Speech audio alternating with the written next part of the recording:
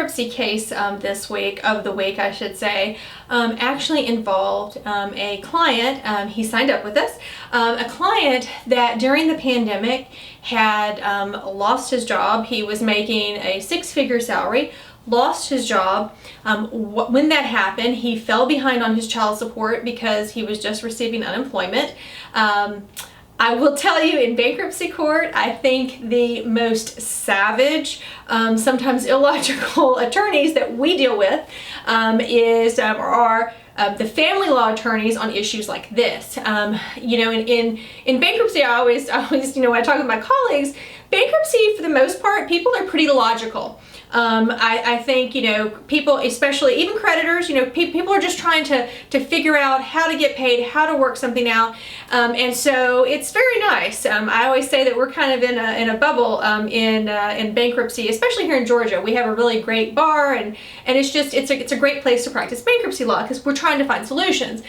Family law, not so much. I'm not saying that's for every case, but at least in the ones that get to us, you're dealing with people that have been hurt, that are mad, they're pissed off, they cheated, they remarried, whatever. I honestly don't care. My job is to make sure to advocate for my client and make sure that they're given an opportunity not to skip out on child support. You gotta pay your child support. You should pay your child support. So we're not advocating that, but if something comes up where someone can't, you get laid off, and when the child support was set, you were making $100,000, but now you're making $60,000. In the meantime, you fell behind. While yes, you still have to go back to state court to modify the order. In terms of the arrearage amount, bankruptcy will allow us to take that amount, put it in a 13, and do a repayment plan. So in this case, really nasty, really nasty divorce, and it had been years, and our client remarried, which we think that's probably what had kind of instigated this action. But anyway, he was behind, and so she took him to court. The judge said, if you don't pay $20,000 by the end of the month, I'm going to put you in jail because you're in contempt. And he didn't have $20,000 in his pocket to just pay out to the court, and he tried to talk with the spouse's or the ex-spouse's attorney and fix it, but it didn't work. So he had $20,000. If he didn't pay at the end of the month, he was going to jail. I don't know about you, but I think most people would not do well in jail. I would not do well in jail. This guy it was awful. When we met, he was really stressed out, and he had gotten a job again. So if you get thrown in jail, you're probably not going to be able to go to work, and you're going to lose your job. So even though it doesn't really make a lot of sense in terms of trying to get the money to get repaid, I think this was more vindictive than anything, and she just wanted to punish him. So the only thing that he could do was file bankruptcy.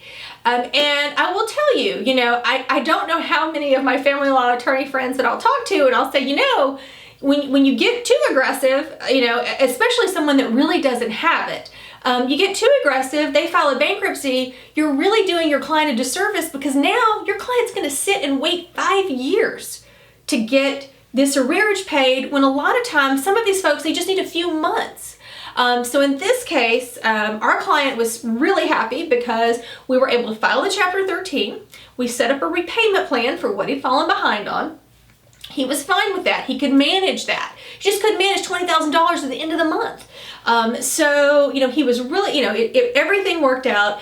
But, this is something that I feel like we're going to see more and more since the pandemic is, subsiding, is we're going to see a lot of folks coming after people for the child support. And yes, I know from my family law folks, they've told me, well, the courts have been open, we're still hearing things, but things have still been backed up. And things are now coming back online. So we're going to see a lot, I think, more of this. So, if you have an issue with alimony or child support, and you're not able to work something out with the other party, bankruptcy can be a great relief, and Chapter 13 bankruptcy, because it doesn't excuse the obligation, but at least it's going to let us restructure it, and it's on your terms, not what a state court judge just decided you need to pony up all this cash right then.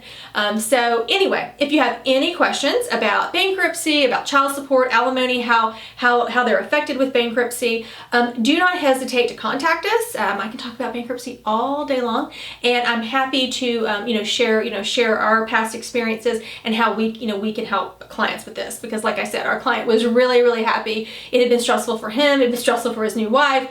He was looking at going to jail because he couldn't pay $20,000 in 3 weeks. So any questions you have about bankruptcy, don't hesitate to reach out. I've got some information below in the description, as well as my contact information, and I'm happy to answer questions.